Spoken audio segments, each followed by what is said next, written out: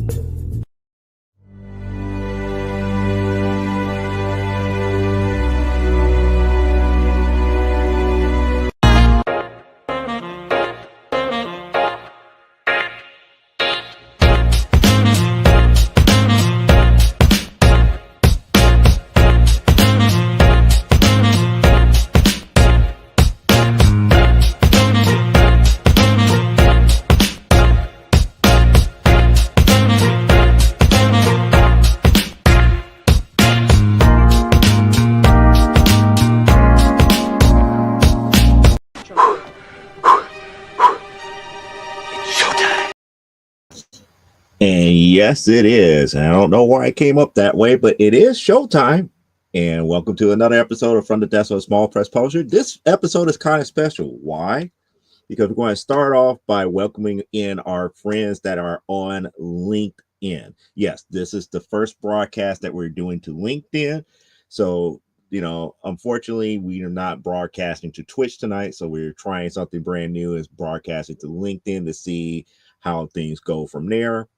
The reason we're doing it to LinkedIn is because it's going to try to expand the audience just a little bit here, just to give an idea of what we do here and everything to that magnitude. So we welcome in our LinkedIn viewers here, but we're still broadcasting to Facebook. We're still broadcasting to YouTube. And speaking of broadcasting to YouTube here, we do have Tori that's already in the house that says that I know this topic stinks. Yes, as a collector, it does stink, but we'll talk about that here in a second. Why? Because we have to do the business end of things here, which means that we have to talk about things such as Stupid O'Clock happening 1 hour into this show here at 11 p.m. Eastern Standard Time.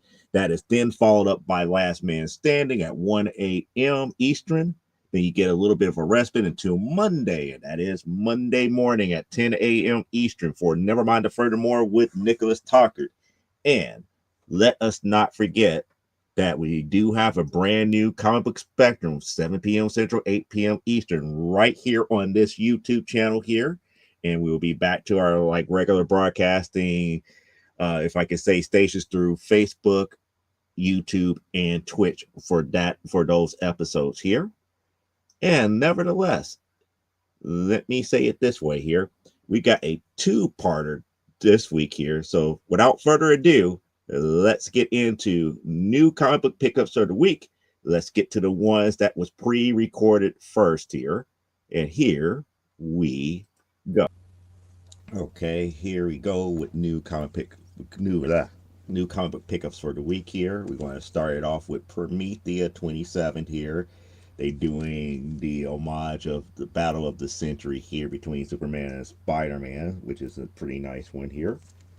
And then we got Miss Marvel #2, a second copy of that, or third copy, can't remember, but there's another copy of Miss Marvel #2. And we got another copy of Uncanny X-Men 320.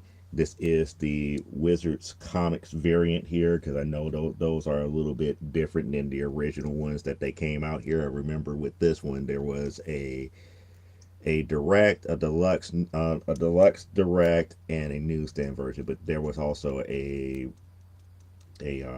Wizard one like this one here. I think that's like a second or third one here. We got She-Hulk 26 here. I'm not certain if I'm keeping this one or selling it, but there it is, She-Hulk 26. Jughead Jokes #50. Jughead 197. Get my hand out the way for you can see Veronica and everything. Black Canary #4 from the New Wings series. And then we got some New Mutants here. We got New Mutants 89, 90, 96, excuse me, and 97. They all came this week here. And then we got some books that I haven't had before. So we got Wonder Woman, Our Worlds at War #1. I believe this is a one-shot. And then we got Doom Patrol, Weight of the Worlds here. We got issue 1. And I believe this is issue 3. And there's issue 3. And then we got some missing Birds of Prey here. This is issue number 7 of Birds of Prey from the second series of Birds of Prey. I don't know why it's a Batman cover, but it's celebrating Batman Incorporated here. And then I got a gradable copy, even though it's the Pizza Hut one, but it is a gradable copy of Wonder Woman 62. So this one I got, pretty decent here. And then I got another copy of Challengers of the Unknown number 34. Well, I believe that this was the first appearance of Multi-Woman. And then we got World of Jughead number 194. And a slightly faded, because the orange is there, it's just not as bright as what it's supposed to be here, but this is Jughead 224. Then we got Challengers of the Unknown number 19. So yeah, we're getting some good challengers, early challengers in the collection now. And then also in addition to that, we got Lady Mechanica Free Comic Book Day 2017. So this is Free Comic Book Day 2017 from Joe Bonina's Lady Mechanica. We got Spider-Woman number 17. Lois Lane 123. And I believe this is the final issue here, 137 of Superman's girlfriend, Lois Lane. So that is new comic book pickups for the week here. We're going to put you back in the main studio here for the rest of From the Desk of a Small Press Publisher. And unlike that video, that is 100% incorrect, because there was more books that came in after those went to storage here, and we're going to go over them right now. So we have Spider-Woman number 21. There it is. It is nice little glory here. And then we got Gen 13 21. We're out of order 60, 66, and then 77. So I'm getting closer and closer to having all of volume 2 of Gen 13. And then we go ahead and talk when it's like, because of the top topic here, actually Tori started talking about it. This is one of the series that I was kind of talking about here. Josie number 16. That was kind of like a nice little find that I came across on a auction through Hip Comics. So this is issue 16 of the Josie series from Archie. Hard to come by type stuff here. And then we got DC Universe Online Legends number 1. Another copy of Sensational She-Hulk number 1, first print. Yes, this is a first print. This is not the second print. This is a first print one here. Free Comic Book Day 2025 of Diablo. And then we got volume 1 of Double Impact. I believe that this is issue number 2 and issue 5 of Double Impact. We got Ultimate X-Men number 8, the Storm cover here. And then we got Rogue number 1 from this limited series, 1 of 4 from this limited series of Rogue. I believe this is Rogue volume 2. We got Jughead 293, 281, make sure I'm getting the glare, because that was one of the things that I noticed on the pre-recorded, that it was a lot of glare and I wasn't centered properly. Jughead Jokes number 59. And the Archie Giant presents the World of Jughead number 511. And we get back into some Marvel comics here for the last two books here. We got the hip hop variant of Civil War number 2, number 1. Again, the issue where She-Hulk dies here. And we got the Phantom variant of Extraordinary X-Men number 1. And there it is. That is all our comic book pickups for this week here. So there's going to be more stuff coming over the next week here. We should be able to pick up a couple of things here, along the way and go from there. And hopefully, have more things to talk about here. But the new comic book pickups for the week leads us into our topic for the night here, which is what we're going to talk about, which is life collecting the harder comic book titles here. And people up here was like, yeah, I'm not going into like, well, I'm a golden age collector. It's like, yeah, anything from the golden age, harder to get here. Being that I'm a Wonder Woman collector, I could fit into that category, because from the the stuff from like the 1940s to like 1960 some 62, 63, they're hard to get. And everybody knows that I'm still trying to complete volume 1 of Wonder Woman, and I have the majority of everything all the way up to like issue 160 something.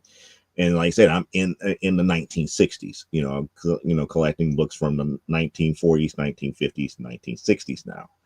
And those are beginning to be harder and harder to find here. And that was one of the things that Tori actually mentioned in her comment earlier when we first started here. That's just like, I know this topic, it stinks. Yeah, it sucks. And again, I pointed out the whole thing with Josie. It's like, for it to be an Archie comic, and to be quite honest, Archie comics are pretty much easy to find, but certain titles in Archie are harder to find, such as Josie and Josie and the Pussycats from the original run. Those are harder to find because there's not a lot of them out there and about here. Archie's Madhouse is another one per se. Oh, no worries, Elaine. We just getting into the topic of the evening here, which is the harder to find titles that people collect here. Oh, that reminds me, before I get so deep into this conversation, accountability and updates here. I'm 2 pages away from completing the 3rd chapter of this one story for the adult anthology book here. So that means that I'm getting closer and closer to having issue 3 done, which means that if I finish up chapters 3 and chapters 4, I think I'm going to end this particular story in chapter 4. It's not going to go any more than 5, but I think I could end it in chapter 4, the prequel story in chapter 4, for people to get an understanding of why this particular title is the way that it is. The prequel is kind of give you kind of like a understanding of what's what here, and then when we get into the main crux of the story of other individuals in that particular part of the anthology, it makes a lot more sense in the bigger scheme of things here. I still haven't put pencil to paper for Amazonian number 8 as of yet, but I've also been working on the script for Primetime Saturday Night number 6. Yes, you heard it right. Issue 6 is coming soon here. For some reason, I've been more preoccupied by doing the adult anthology, by making certain that I have at least 3 issues ready, and that way I could have something ready for next year. If worst comes to worst, I could release the adult anthology next year.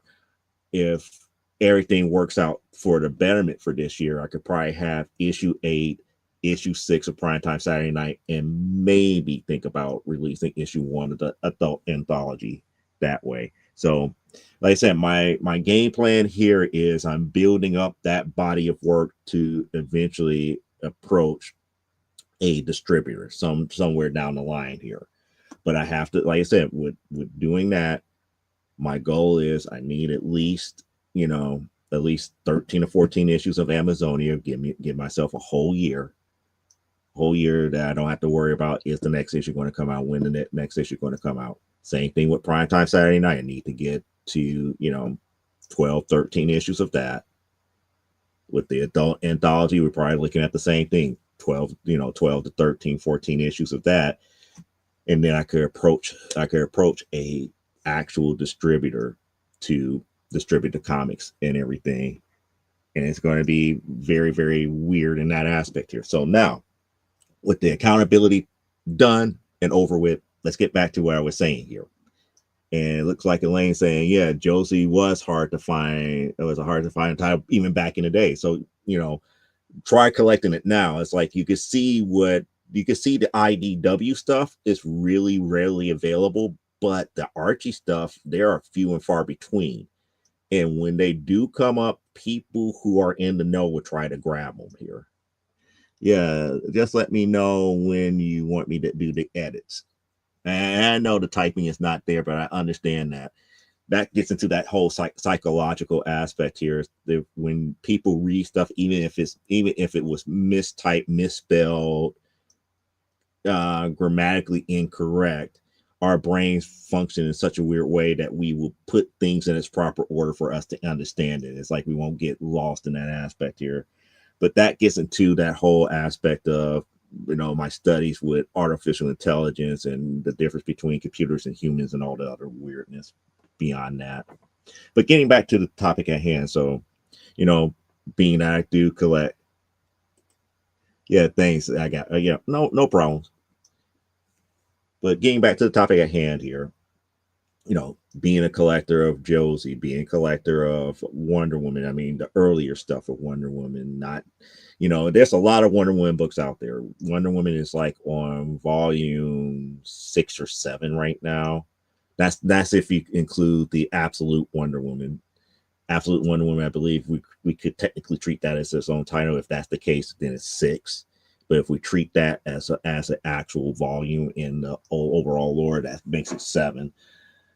So yeah, there's a lot of books, modern books, that can still be out there, but to get the original stuff, that's harder to get. Another series that I've been looking for was Body Bags, from the Dark Horse run. I got the stuff from the Image run, but the Dark Horse stuff is just harder to find. I'm not a big fan of the Crow, but that's harder to find. A lot of the independent stuff, such as like Film Force from AC Comics, is slowly becoming harder and harder to find because one, after, I believe it's after issue 70 something, it became smaller and smaller print runs, especially after it got into the 100s. It definitely got into smaller print runs here. Patsy Walker is the worst. I mean, Patsy and Hetty. You got a very good point about Patsy and Hetty. Those are harder to find. Patsy Walker itself, not so much, but Patsy and Hetty, yeah. Patsy and Hetty, aka the working girls of Marvel Universe here. I'm not trying to collect the 40 stuff, yeah. Another one from Marvel, but Marvel that you rarely come across and see, and if you do see them, it's going to be you're going to pay an awfully big price on it, is Venus. That's one of the reasons why I'm glad that I got the Masterpiece book that has all of the issues of Venus in it. Venus is another one that's hard to come by. Well, the topic is really not about getting them right here and right now. We're just saying in general, books that would be harder to find. As many people are like fans of like Batman, Superman, Green Lantern, Spider-Man, and everything, there's other titles that are out there that it's just harder to find. I mean, when you think like what we just got through talking about, when you think of Archie Comics here, stuff that's harder to find in Archie Comics, especially in the modern day, it's harder to find Sonic, issues of Sonic the Hedgehog now. it's harder to find things like Josie and the Pussycats now, whether it be the newer stuff or the later stuff that Archie did. Now, when it went to IDW, that's a different story. They did a lot of short runs at IDW, but it's not an ongoing series in that aspect here. A lot of their Red Circle characters are harder to find. You know, it's just one of those types of things here. And like saying hello to Tori here. Yeah, I got 5 Patsy and Hetties. I'm happy to get anything. Yeah. I know of one show on Whatnot that specializes in, the harder to find Silver and Golden Age books here. And sometimes that price tag is just, you have to second guess yourself. It's like, is it really worth spending the money on it? Sometimes when we get to like the older books, we are up here like, keeping our fingers crossed that we could get it for like 25, 30, 40, 45, $50.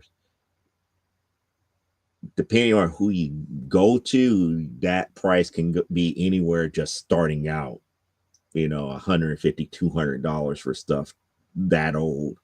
And it's just not, it's not an easy thing to really swallow, because of the simple fact that there's not that many of them out there in existence anymore.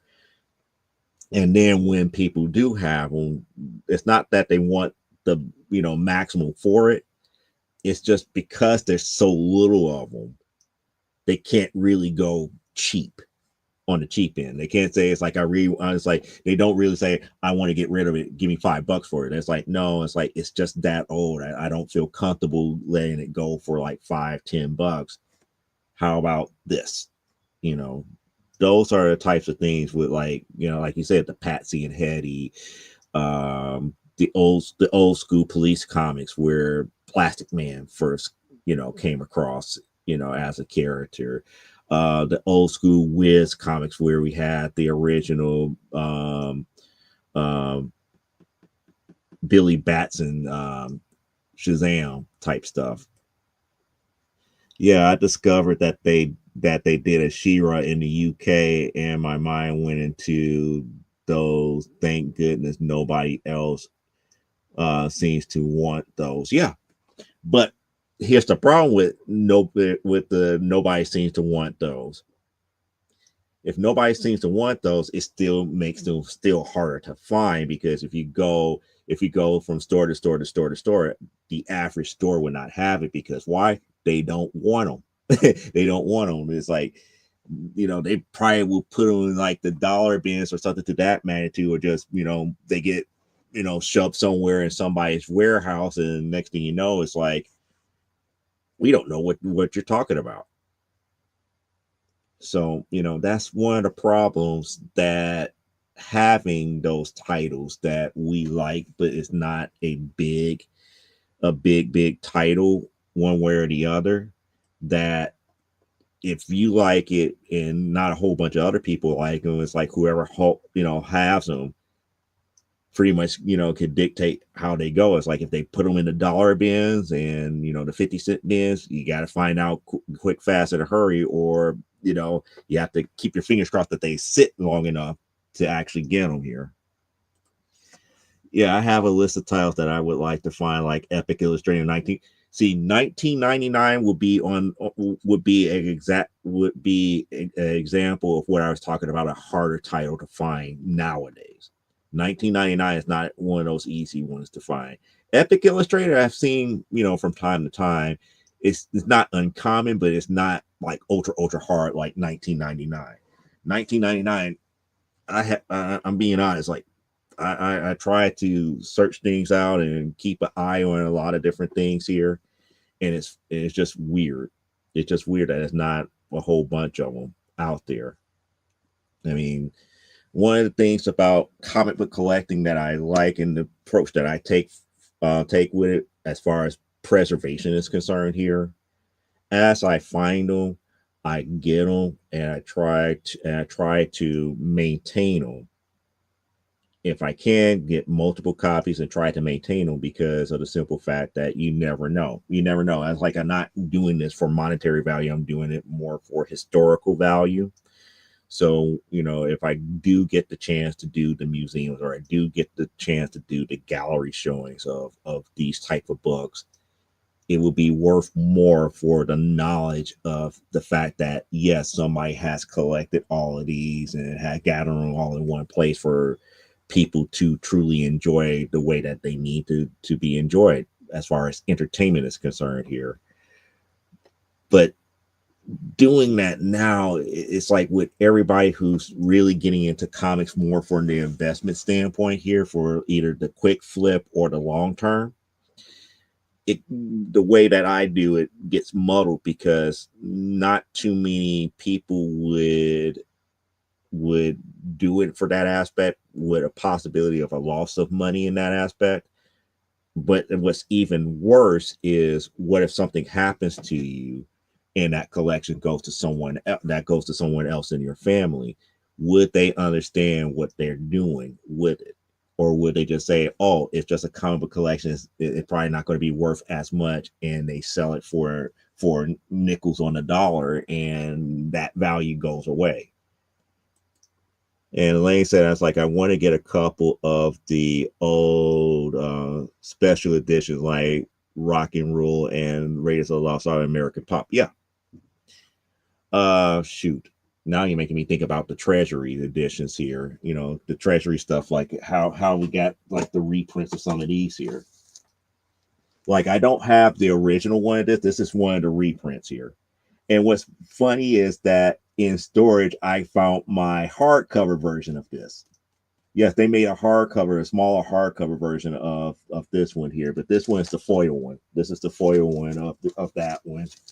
And I don't have the original of this one either, but this is the foil of this one here. But these are getting harder to find too. It's like the Treasury editions and everything to that magnitude.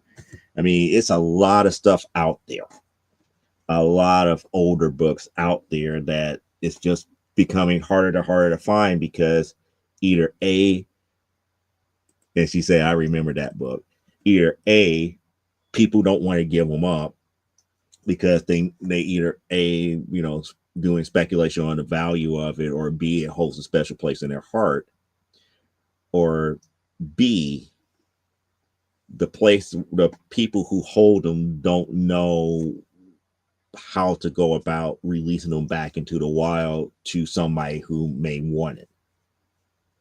So, harder to find books such as like Tori was saying, like the Patsy and Hetty. With those books, that could, fetch, a couple of $100 per issue. In the wrong hands, it could wind up in like, in like recycling and something to that magnitude. We don't know. But it becomes hard. It becomes very, very hard. And to be quite honest, a lot of us just don't have that disposable cash at any given time. When we come across it, it'd be like, oh, I got to get it right now. Perfect example, the Wonder Woman 62, the Pizza Hut one. I know that it's not the original one, but that's the closest thing that I'm going to be able to get to a Wonder Woman 62 that was not Pizza Hut related. I mean, even though it's a part of a Pizza Hut promo, that issue is hard to find. I also had the Pizza Hut number 60. Those are getting harder and harder to find. 60 and 62 are harder to find. Any of the lower numbers are beginning, very, very hard to find. And then with the newer crowd and the younger generation, it's like, it must be 9.8 or nothing at all. It's like these older books, if they get into these older books, that's not going to happen. It's very rare that you're going to find a 9.8 copy of Sensation Comics #1, or a 9.8 copy of Action Comics #1. They just don't exist. They really don't. So you pretty much get what you can. And that's why I wanted the mentality change for like, oh, I want to have my collection to be all 9.8s. It's like, that's going to be impossible unless you just stick with books that are coming out recently and just stay with modern comics. But when you get into some of the stuff that I've been trying to collect, such as the Spirit, like I have like the old Warren Publishing and the Kitchen Sink run, both magazine and comic book format that I'm trying to collect. One person had a big box. Actually, I shouldn't say a big box, but at least a box filled from like a priority mailbox full of Kitchen Sink spirits in comic book format. As far as the magazine format, I have a lot of them. I don't think I have it completed, but let me check one thing on the CLZ app here. I could give you a better understanding of how close that one is. But you don't get to see those spirit magazines all that much. The magazine format of the Spirit all that much. Those are getting harder and harder and harder to find. And when you do find, people that do have them, if one or two things that's going to happen, either you're going to have the disposable cash on hand where you could pay anywhere between $5 to $10 a piece for them, or they're going to ask for too much money and you just got to leave them there. Especially since the older books were printed where the idea of them was actually being collected and save years more than a few. Yeah. And there's Random Reads. How's it going? Not a problem. I enjoyed the tribute to a greater degree here. That was actually fun. It's just that the topics that were picked were outside of my wheelhouse, so it was good. It was a good couple of good hour or so to just play trivia in that aspect here.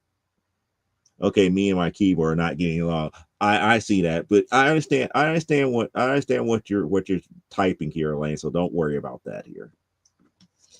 So as I was saying, as far as the magazine portions of the Spirit here, because like I said, I have a good chunk of it. I even have the number one from the old school from the old school magazines here.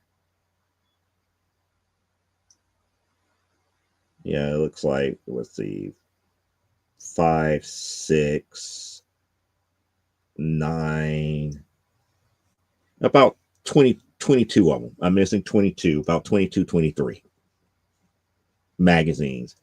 And I believe the run of the magazines were like 41 issues long. So it was 41 issues long, and I got a good maybe like half of them.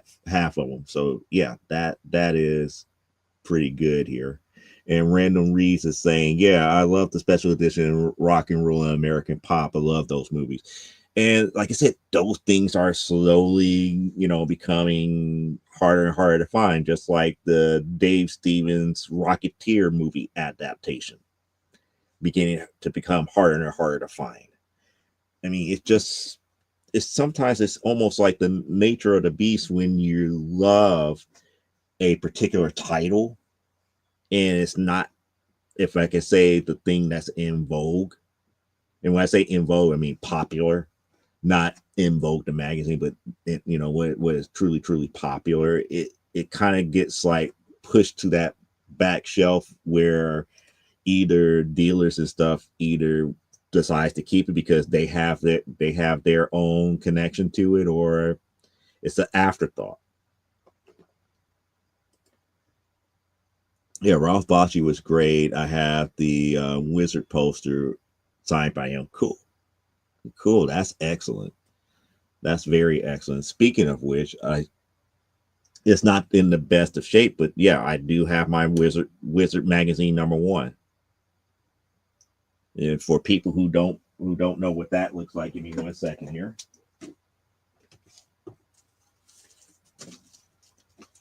It's not in the best condition, but at least it's still bagged and board here. But there's Wizard magazine number one. This goes back way back to 1991. We got damage up here and everything. Most people would still get it graded, but it's missing the poster and a couple of other things here. But I still have it nonetheless here. But that's just kind of this was back in the day when I still loved the concept of Wizard magazine being out. I started hating Wizard magazine when comic book stores started using their price guide. And I will admit, this may have more current information as far as distribution was concerned here, but their prices were inflated compared to Overstreet, and I get it. People need something that is more up to date than Overstreet. Overstreet comes out once a year. This was every month, and this was showing like the ebb and flow and everything of buying trends at the time. But at the same token, they inflated the prices. They had too much influence. They will highlight, oh, go buy our friend's book over here that we think is really, really good, instead of, oh, let the book stand on its own merit. So it was a little bit manipulation there. And see, Elaine would say, love Wizard, love Wizard, play it at least once a year. So she thought about the movie Wizards here. Oh wow, that's a great one to have. Yep. Yeah, pre-internet comic Bible. I hate it's again. I miss every so often going in and getting that big brick of a book called the Overstreet Price Guide here. Yes, they were. Beckett did the same thing with sports cards. Well, Beckett did the same thing with sports cards, but then again, Beckett also controlled the grading side of it too. Wizard didn't have that much control over the grading, but Beckett did.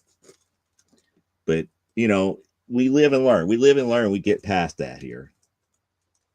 Yeah, that pic makes Spidey look like he's wearing high heels. Yeah, it does. It does. It's a McFarlane. It's a McFarlane. You know how people get about Todd McFarlane artwork here. They just love their Todd father, but it is what it is. But I believe that this was kind of like homaging what he did on a card for Overpower, where he was in the cosmic outfit here. And Randall Reeves is laughing at that here. So yeah, I mean it's a lot of history and older books that we don't really pay too much attention.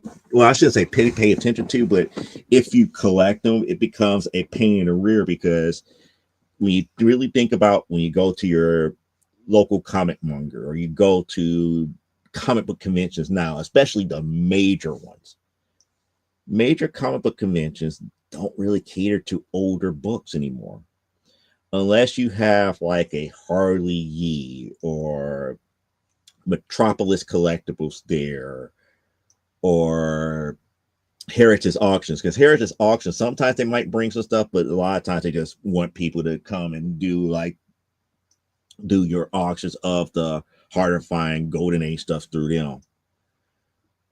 But major comic book conventions no longer really cater to the older books here. And then if you deal with the more modern stuff, why am I going to pay a comic book store that goes to like a C2E2 a markup of 50% or more on let's just take a random book such as Amazing Spider-Man 300. If I could go out there on the web and pay $1,600 for maybe like a 7.5 of ASM 300, why am I going to pay you $3,000 for it? Just because it's there at the show and I don't have to worry about all the other stuff.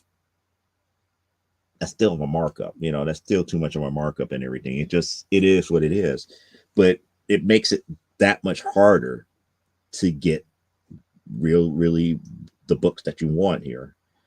Like, for example, one of the things that I find it rather difficult to do now is like really want to finish my collection of a series that came out in the 90s called Ogenki Clinic.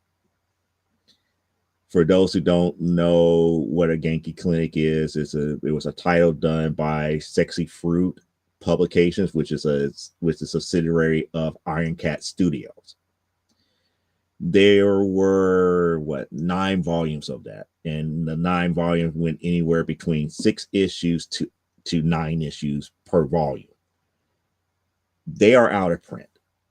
They are also adult books, so most people won't carry them.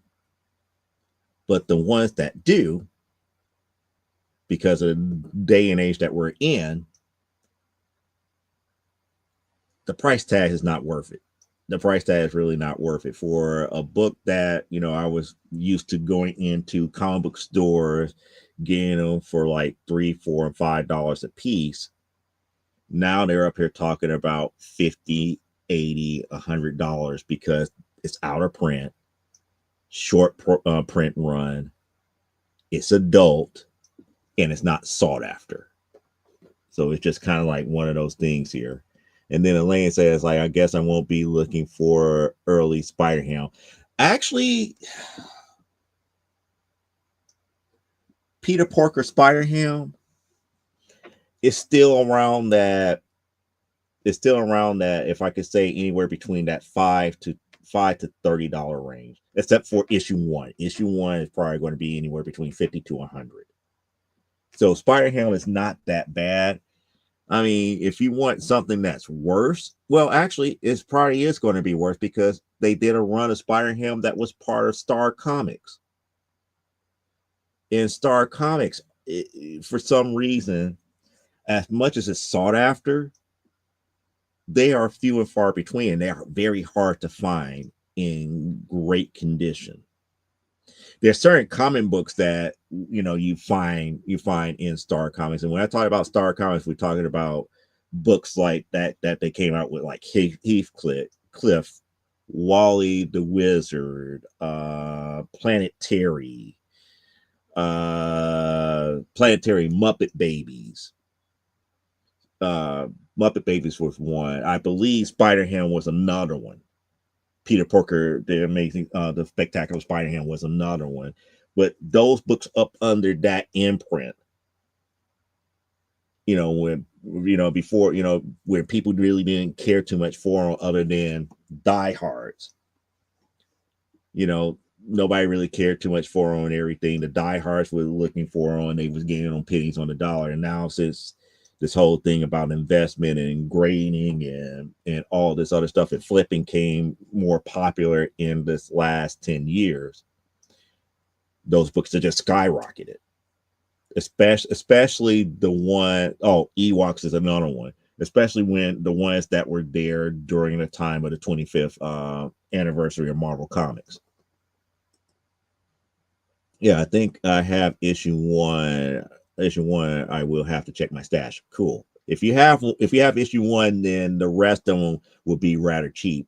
Issue 1 is so far it's the most costly one, unless you get into like the hard to find issues, and then because they're hard to find, they might mark the books up here.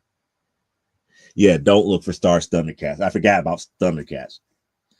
I have seen people who is able to get issue 2, issue 3s, random issues like issue 8, out of like $2 boxes. Issue 1, good luck.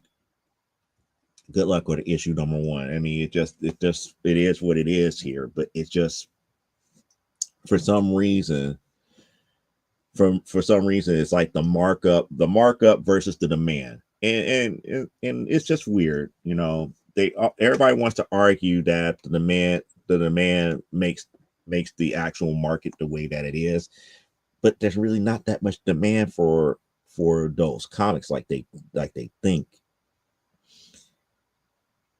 and it's just the availability of it. And like I stated in a couple of other episodes of From the Desk of a Small Press Publisher, when I look at particular books in general, it becomes a great popularity contest. And I look at value versus age. And let's see, Tori says, like, I have been looking for the last two of the 30 year of for 30 years. The omnibus is overpriced. Yeah. Again, that's just the nature of the beast here. But as I was finishing my thought here, because when I go based upon age, there's no logic where a 1.5 of X-Men #1 from 1963 is worth more money than a 1945 Wonder Woman #9 at a 4.5. No way. But when you look it up, the values on it on things like GPA, for those who don't know what GPA is, GP analysis, go collect, key collector, stuff to that magnitude, it doesn't make sense. The numbers don't add up. And the only way those numbers make sense is you have to look at it from the standpoint that people buy X-Men a lot more than Wonder Woman. Doesn't necessarily mean that this book over here is not as valuable. It is, because there are fewer of them out there than the X-Men one. There's a lot more X-Men #1 for 1963 out and about in circulation than that Wonder Woman 9. But again, popularity, and the, if I could say it, the manufactured demand for it drove that book up. Another prime example that of this manufactured demand is Sensational She-Hulk 40. And I know Parallax Spectre is not here, but that's one of the books that we always talk about, because we look at Sensational She-Hulk #1, not Sensational She-Hulk, Savage She-Hulk #1, the very first issue that had her origin. And this issue, compare those two books. There's no way in the world where a so-called joke dealing with the cover and the first couple of pages of it that has no bearing on anything else. It's not even considered truly a key issue per se. Now, because of manufactured demand, made 40 somewhat of a key. It's not a true key issue. You could get a Savage She-Hulk #1 that is not a facsimile. Probably at, I'm going to say probably at like a 6.5, somewhere about like a 6.5 to 7.5 for maybe 150, for 150. Sensational She-Hulk #40 at that same grade level still is going to be double that price, and that does not make any sense either. And like I said, this is just solely based on the numbers and the manufactured demand. And the reason why I say manufactured demand is because, one, there are more copies of the Savage She-Hulk #1 than there were of Sensational She-Hulk 40. But not every She-Hulk fan is looking for issue #40. Only certain diehards are. I'm fortunate to have two in my collection that have been graded. No, I don't have a 9.8. I don't have a 9.8. I think I have like an 8.5 and a 9.4 or 9.2. I can't remember off the top of my head here. But it is what it is here. Oh yeah, that was the omnibus here. But like I said, there's a lot more Sensational She-Hulk 40s out there than meets the eye. However, not everybody is going to pay that exorbitant price. And because there was a manufactured demand, people like myself is not going to let go of it very readily because of the simple fact that it's just not what it was supposed to be. Heck, even the number one issue for Sensational She-Hulk from Volume 1 is nowhere near the price of 40. Even issue number 60, which is a even smaller print run than that 40, is nowhere near the price of that of issue 40. So yeah, there is a lot of manufactured demand on it. And because there's manufactured demand, price skyrocketed. It doesn't justify based upon the numbers here. It is what it is. But like I said, it's like, sometimes you compare apples to oranges and you get the weirdness behind it here. But getting back to the topic at hand, it really comes down to your dedication more so than anything. Like, with Tori loves, Patsy and Hetty. And it's like, when she does have the funds to get them and she does find them, she gets them. Same thing with Wonder Woman. It's like the next thing that I think that's the odds and ends that I'm getting here, that I've got something set aside for me.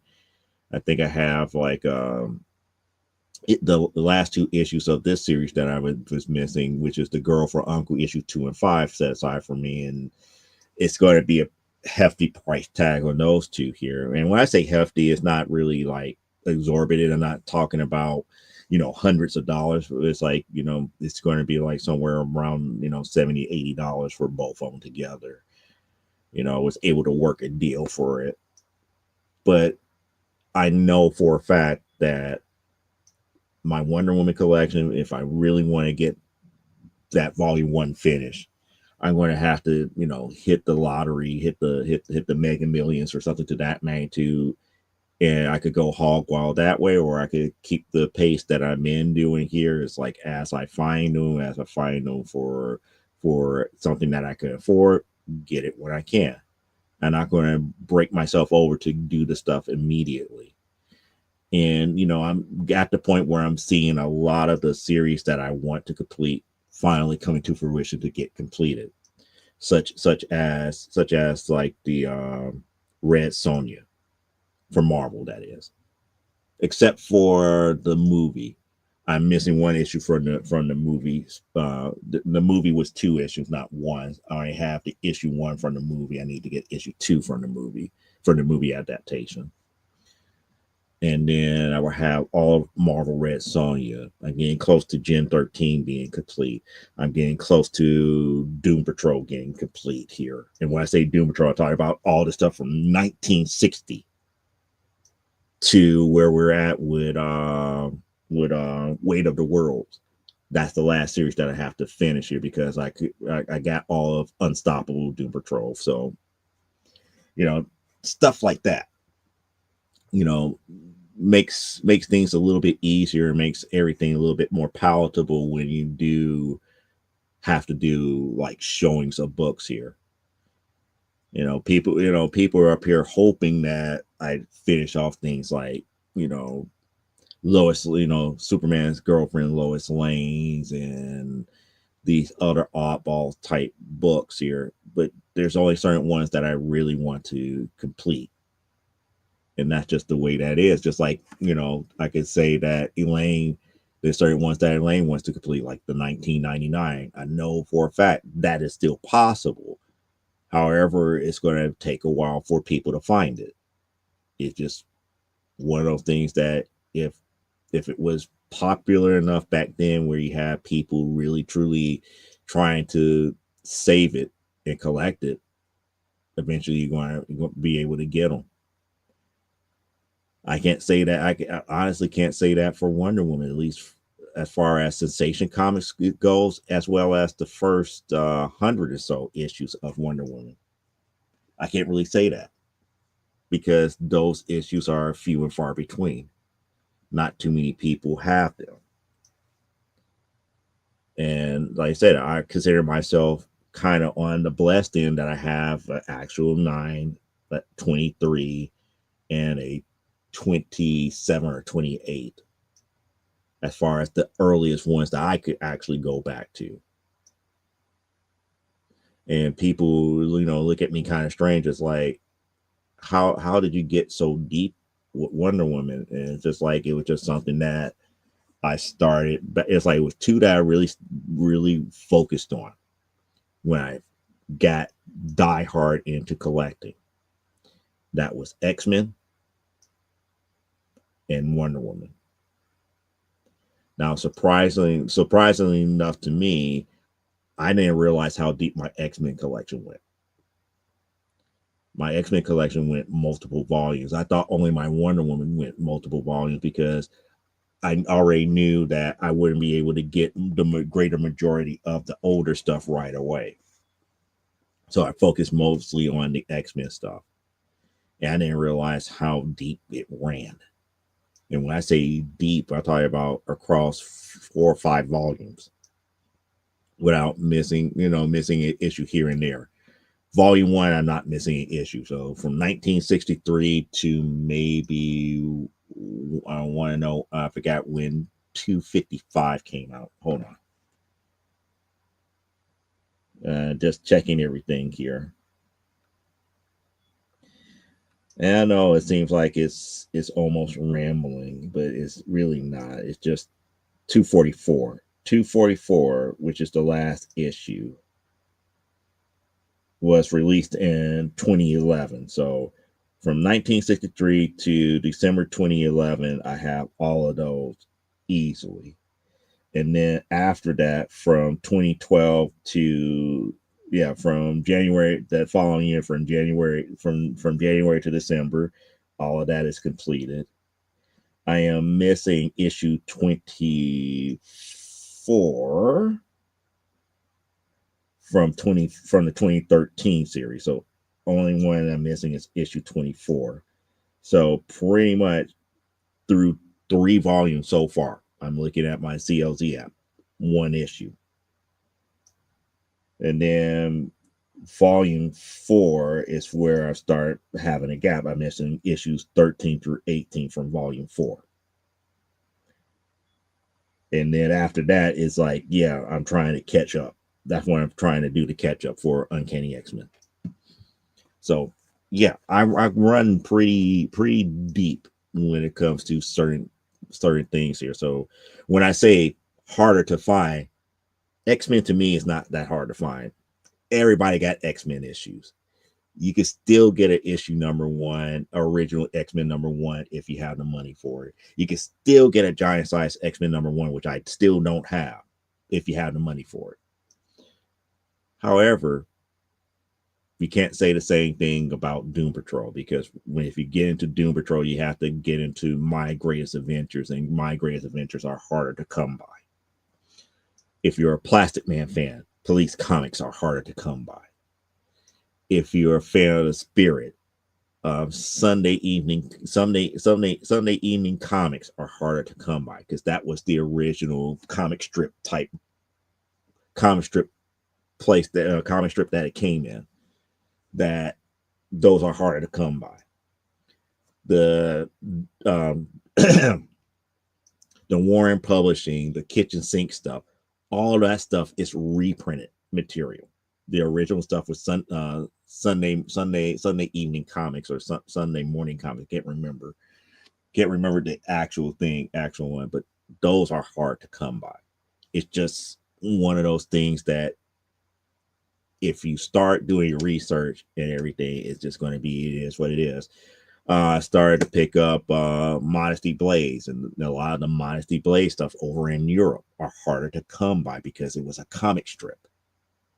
So, unless you got all those newspapers that they did them in, you're stuck with the collector's type stuff here. It's okay. So Tori said, I just saw a Sensation Comics listed as complete, and it was coverless. No, it's not.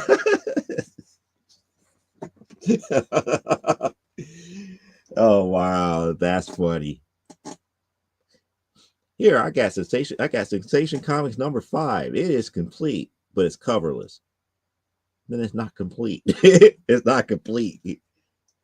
What I believe what they meant is like the story is complete, which means that there's no story pages missing. There might be some advertisement or anything to that. There might be some advertisement or those pages missing, but story is complete, no cover.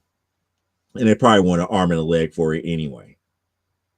And when I say an arm and a leg here, to me, coverless for a Sensation Comics that is below issue 30 usually will run anywhere between $25 to $40. If it's more than that, then yeah, they want an arm and a leg for it.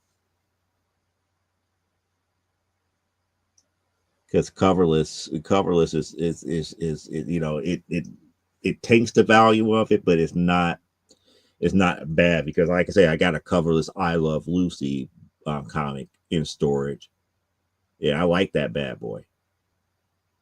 And I got a coverless.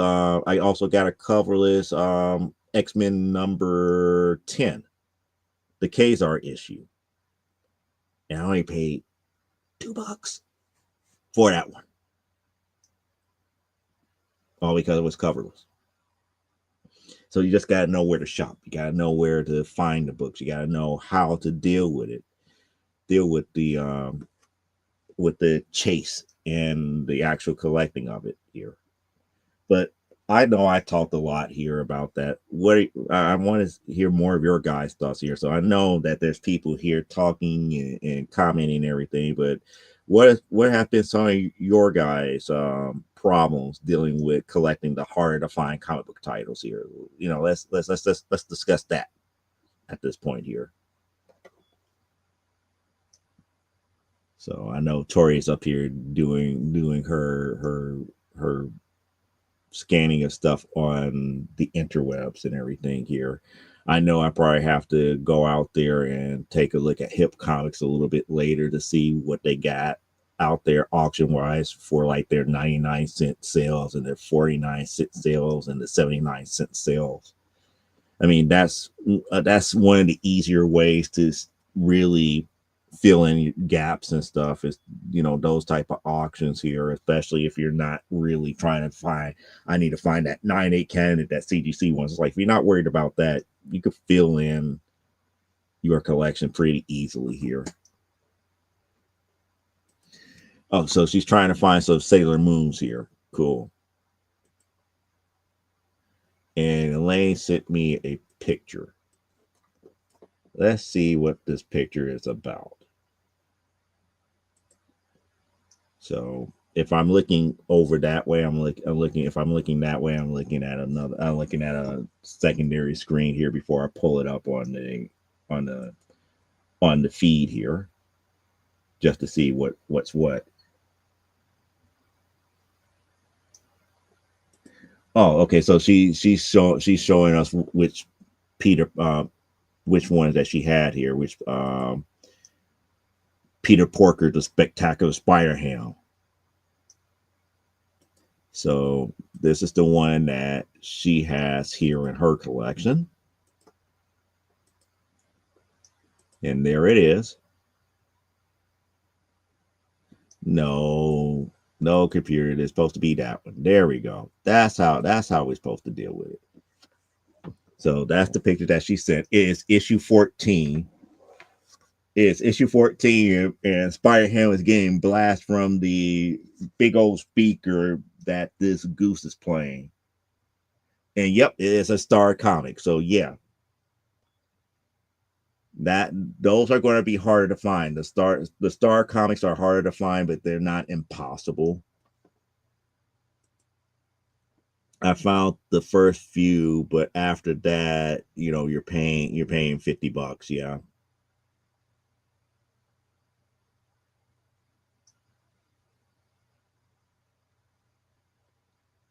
Yeah, that's the sadness about getting into like the harder to find comics here. But it's kind of like one of those things that it just if our passion wasn't fueled by the chase and collecting, it would be a deterrent more so than anything else. And that's one of the reasons why I understand a lot of why people like trades, collected volumes, and omnibuses. I don't fault them for that. I don't. But for me, there's something about having that physical issue where you can have it at a smaller chunk. Now, mind you, right now, I'm happy for my 8-volume archive from DC for Wonder Woman that covers the greater majority of sensation in the early days of the Wonder Woman books. I'm grateful for that, but it's still not the same as physically having it in hand. And yep, and Tori confirms what I just said. It's like I was like, that's why I buy trades. I'm too poor. And it's like, yep, they're always, it's like that's also not always in the best shape. Books are yellowed a bit, covers isn't connected. But I got it because I like the series. And that what matters, what matters more so than, oh my goodness, I need to have it in resale value. It's like, no. If you love it and you want to read it and somebody else that read the heck out of it and you need it, buy it. Even if you made it like a reading placeholder, buy it. Actually, let me tell you this story about what happened at storage today. So I was there as like this one dude, comes in. It's like his storage area, his storage space is a couple doors down and everything. He was not having it all that great a day, and then he comes by and it's like, oh my goodness, I didn't realize you had this, that, and the other, and blah blah blah blah. So he saw the comics that I had outside the door, and then he comes around and looks in. And it's like, oh my goodness, I didn't realize you had that much of a collection, this, that, and the other. So we got into a conversation about this, and he did his thing, and it was just like, seeing a person who was having a bad day because he had somebody else with him, and they were looking for like outfits and clothes that should have been in storage that was not there and everything. And then he misplaced his cell phone, was trying to find where his cell phone was at, and he left his storage area open trying to find his cell phone and this, that, and the other. What made his day is that I gave him a copy of Huntress #1. Now, mind you, I have about 6 of them. So it's like I'm not going to miss one. I'm not going to miss one. And then on top of that, I got one already graded. So I'm not going to miss one. It made his day. It made his day because it rekindled his love for comics. And it's also probably something that he probably wouldn't have had, either way. But giving it away to kind of brighten his day is the best thing that you could do here. I'm not trying to get one issue since and just not yeah. I could understand that. And then that's like, yeah, we already talked about the shape of the books and everything like that. Like how everybody is up here talking about X-Men 266 First Gambit. I think I have 2 or 3 of them, but I know mines are not 9/8 candidates, but I got 3 of them. It doesn't matter to me. It doesn't matter to me at that point. I'm not trying to resell it, at least not right now. What I do probably need to do is probably get it cleaned and one of them cleaned and pressed and then graded, but still. I know none of them are 9/8 candidates. Why? Because I read the heck out of them. That's just the thing. But it's kind of like it is what it is. As long as you have the love for it, you've been reading, you've been keeping up here. It's like, I don't go, ew, that's not a 9/8, or ooh, that's not a 9/6. It's like, did you read it? Yeah. I mean, I got some reader beaters in my collection here, but I also try to get copies that are decent and pristine too. I can't say all of my Wonder Womans are in the best condition. It's just not. That's impossible. Heck, it's like the issue 23 where it talks about Wonder Woman's childhood. That's a 1/5. My X-Men #1 from 1963 is a 1/5. I have a 1.0 of issue number 2. All presents well in the casing, so I don't care. It's part of the collection here. If I was going primarily for value and investment, yeah, I would probably take time and the money to level up, but why? That's not my purpose. The purpose is just to have the collection together, to be able to show somebody else down the line. It's like, yeah, this is possible. This is possible. It's like, these are being kept for historical purposes, and you control that part of history. People keep news clippings and stuff like that for a purpose. It's not just something that is just one aspect of a hobby. It's more along the lines. It's more along the lines of them. It's like they're preserving history, what they feel is near and dear to their heart. Just like anybody else that has a collection. It's like those who have collected mugs from like the World's Fair. Because why? The World's Fair it used to be a staple in American history, and they're preserving that history. Same thing to people who could, bottle caps, matchbook covers, and stuff like that. It's preserving history of places that were in existence that had these items. That's something that you can't really put true monetary value on, more so than anything else. You can't. Some people would. But when you put that monetary value on it, it's not going to be a shared value. And that's part of the problem. And, going back to what I was saying earlier about why one thing is more valuable than the other. Is it really because one is more scarce? Not necessarily. One might be more popular, or there might be a demand for it at that point that everybody feels that it's valued that much here. And she said, I got the first Poison Ivy and the first Batgirl. I don't need any more detectives.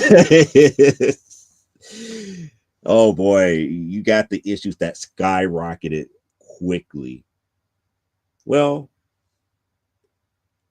if anything, if I had to choose anything from that era, I would choose the first Batwoman, and if need be, if I had an opportunity to get into a Wayback Machine, that a Wayback Machine that only goes maybe 20 to 30 years backwards, I probably would have went back and got the Batman Adventures, the first Harley Quinn.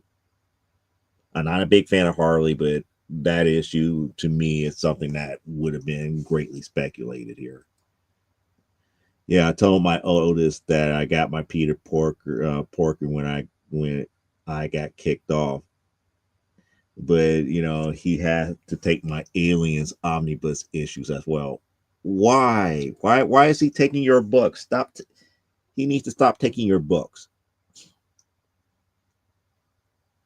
It's like, don't he understand what the purpose of a family library is? You actually borrow. You don't take, you borrow, you put it back. That's what libraries are for.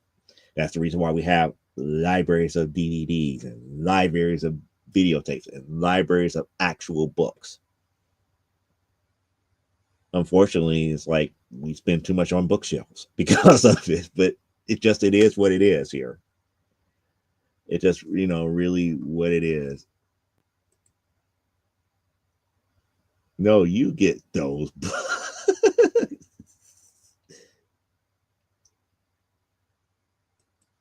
Oh my goodness.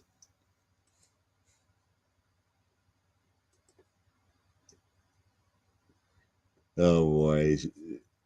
I believe she's having a field day over there. I'm up there like, wow. But nevertheless, that's what life is when you collect comic books, especially the harder to find stuff here.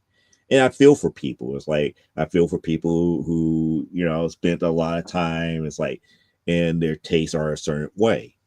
You know, people who want to collect 2000 AD, you know, all the Judge Dredd and the Strontium Dogs and all of those type of books. You know, there's always something for somebody out there. And like I said, I'm only touching on the US comic market.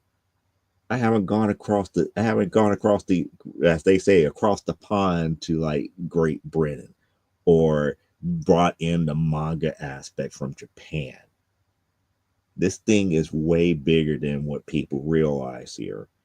And it's just it's funny, you know, it's just funny when you think about it. And it's like, if unless you collect it yourself, you don't know the difficulty that somebody else may have, because it is what it is.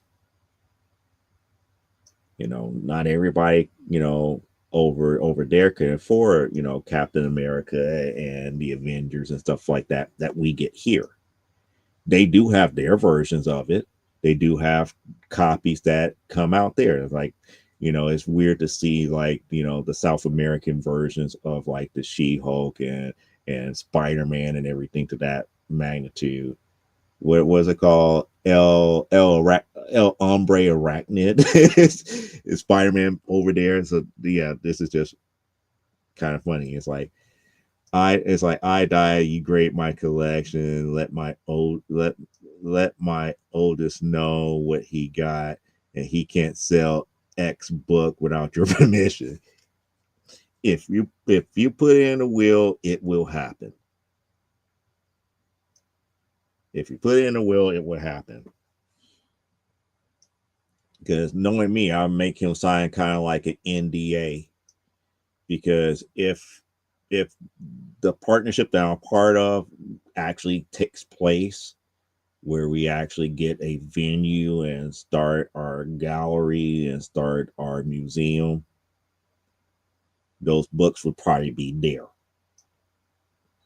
And we'll look into possible buyers and stuff at that point. So like I say, if you put it in a will, that's it. Like I said, put it in a will. And specify which library. Specify which library too. Because now you made me think about the episode that I did of From the Desk, where we talked about the Peonies dealing with ElfQuest. Because it was a New York Times article that pretty much says that Columbia College now owns the rights to their whole catalog that they maintain.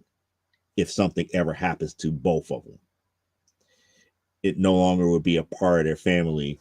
Columbia University will archive it.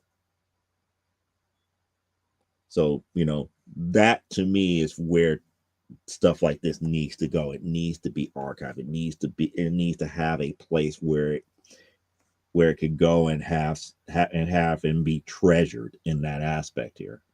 Not because it's something of monetary value. It's something that has been created that had a overwhelming effect on culture itself. It needs to be preserved. It needs to be available for others to be able to see. Not at a drop of a hat, but people will still be able to access it and be able to see it here. And that's kind of like the bigger thing with all of this here. So on that note, is there anything else that you guys want to talk about here? Because I pretty much don't have much more to say on this topic here. And once again, I'm also want to thank those who are watching us for the very first time on LinkedIn. This is the very first show that we're broadcasting to LinkedIn here. Normally, we typically broadcast to YouTube, Facebook, and Twitch here. But since LinkedIn has opened up a good video aspect here for other professionals to have videos on their profiles and everything, we decided to take this episode here to broadcast to LinkedIn, just to make certain that they are aware that we do a podcast every Saturday, and we do things like Comic Book Spectrum on Thursday evenings here. And she says she needs a cold soda. Yes, it for those who are not aware, I'm physically here in Chicago here, and Lane is too. So yeah, it's been a very hot and humid day. We've had like heat indexes over 105 degrees. So yeah, it's been a quite hot day. But the good thing about it is, with warm breezes and you do sweat a bit, it's not, it's if I could say, it's palatable, but it's not the best. So, it's not the best being that type of weather here, but we got past it here. Tomorrow is going to be more of the same. And it's just going to be, it is what it is. She said, my biscuits are burnt. uh, I don't feel sorry for people going out there in shorts and getting their biscuits burnt. That's just the way that it is. That's just the way that it is here. But it just one of those things here. So, it's like I said, I try to keep From the Desk of a Small Press Publisher a very interactive show. The show is nothing without those who participate and view it. So I'm here to answer your questions more so, and to talk to you more so than to sit here and say, look what I just did. Because there's no interest in look at what I just did. To me, it's more along the lines, let's talk. It's like a creator talking to other people who read and collect and get a better understanding of what our community needs more so than anything else, not only as from the creator standpoint, from a collector standpoint, from a reader standpoint, the casual reader standpoint, or just somebody that's on the outside looking in. We try to keep everything inviting and everything here. It'll probably take you $5 to $6 just to come over here to get one. That's what the messed up part about it. It's like, for you to catch the bus to get here, get the dollar and go back, you probably spend somewhere about $5 just to get the one. Unless it gets PayPal, then you pay PayPal X amount of dollars just to X amount of dollars just to have it transferred into your bank account. So yeah, one buck won't work.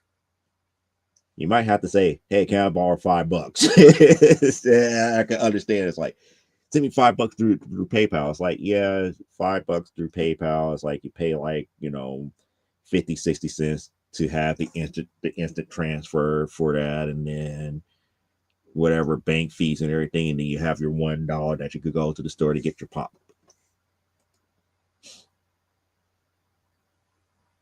Yeah, send it via PayPal. I'll get 45 cents. Yep. And no, I'm not. And for the record, I'm not making fun of PayPal. I'm just making more of light of the situation of asking for $1, $1 through electronic transfer through certain mediums. No, you're not. I use PayPal. I use PayPal a lot for transactions and for my from the website and everything to do invoices and everything. So no, it's not making fun of PayPal. It's just more making fun of the ask of $1. So I have to always think about that. It's like, I don't want people to take things the wrong way here. But since there's not anything else that you guys want to talk about, at least it's not coming up here other than the whole $1 thing here, I guess I will bring this one to a close here. So for those who are new to LinkedIn, don't forget to look up some of the things that I mentioned earlier, such as Stupid O'Clock here, that's out there on YouTube. They're currently about 24 minutes into that show here. If you're up and about at 11 p.m. Central, midnight Eastern, don't forget about taking a look at Last Man Standing. If you're up and around for on a Monday morning here. And it's like every day of the week from like 10 p.m. Eastern.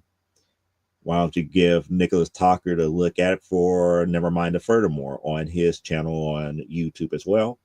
If not, you know where to find me here. You can find me here Saturday up on the from the Deso Small Press Publisher. Post as often as you can on LinkedIn to let me know if you like what we're doing here. If you want to see more on LinkedIn, I can make that happen for you. Outside of that, join us Thursday for Comic Book Spectrum right here on my YouTube channel here. And it looks like Elaine said something else here.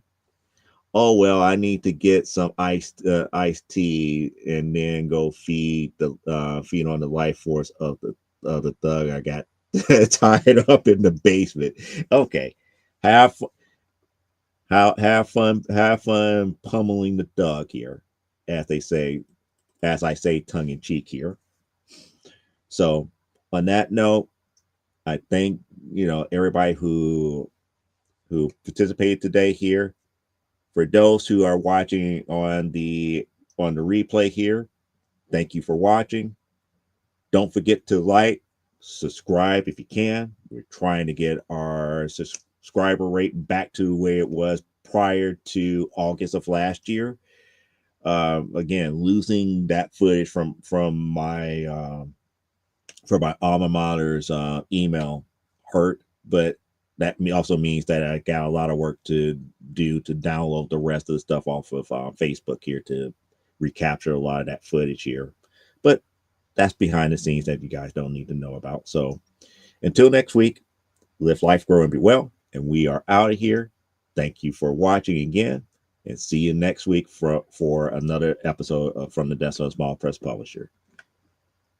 Bye.